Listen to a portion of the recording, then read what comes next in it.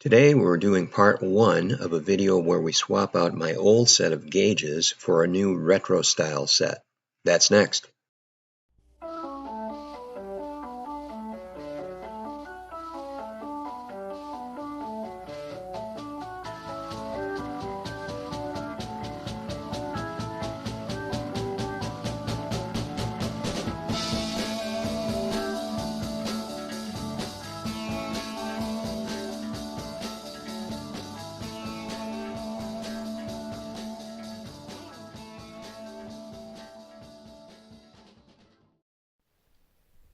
Okay, come here. I got something to show you. These are the gauges that were in the car when I bought it a couple of years ago. I'm not overly fond of them. They're, your traditional knee knocker style, and they don't really go with the decor of the car at all. They're just, inexpensive gauges, and they work fine, but they were installed with a minimum amount of effort. A couple of the things about them that I really dislike are the fact that the gauge lights go on as soon as you turn the car on. There was no effort made to wire those in a way that they would turn on when the lights of the car would turn on. And then the other thing that I don't really care for about them is that they just don't really fit the rest of the gauges themselves the way they look. These are obviously, the older school gauges, and what we have in the car just doesn't work very well. So this is what I'm planning on putting in to replace the gauges that are currently in the car. As you can see, I have this piece of walnut for the backing plate, and these are all matching Stewart Warner gauges. They have more of a retro look about them, so they kind of match the look of the gauges that are currently in the car.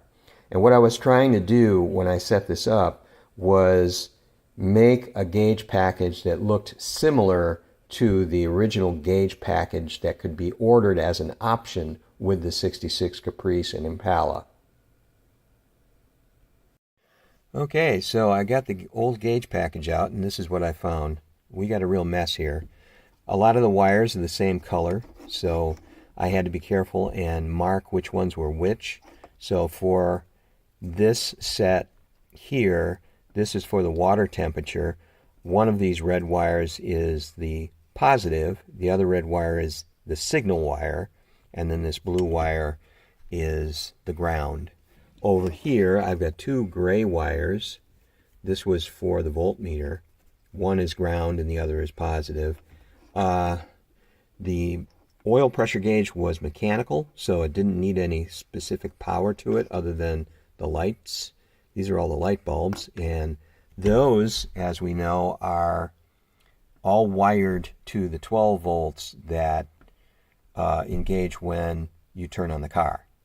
So I'm going to have to go into this mess here and just kind of get it all cleaned up, get things figured out, so when I put the new gauges in, we'll know what goes where.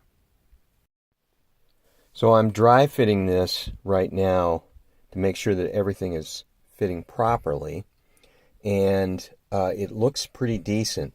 I have a space down here at the bottom where I can add a chrome strip, and that will hopefully get it to blend in a little bit nicer. And then of course I have to put some sides on it, and I imagine I'll just use a little bit of MDF to do that. I've got some black Tolex that I can put on it so it'll sort of match the color of the console. So here are the sides that I was talking about earlier. I cut a couple of pieces of MDF to the proper size, and I used a little bit of contact cement and that black Tolex vinyl, and now I've got a couple of sides that look pretty good. Here it is from the other side. You can see that the black vinyl is kind of blending in pretty nicely with the rest of the console. I originally had made a set where I had padded those, but they really looked strange after they were done, so I kind of prefer this look. Well, that takes care of things for part one of this video. Stay tuned for part two, and that's where we'll be jumping into the actual wiring and getting all of this stuff connected up. See you on the next video.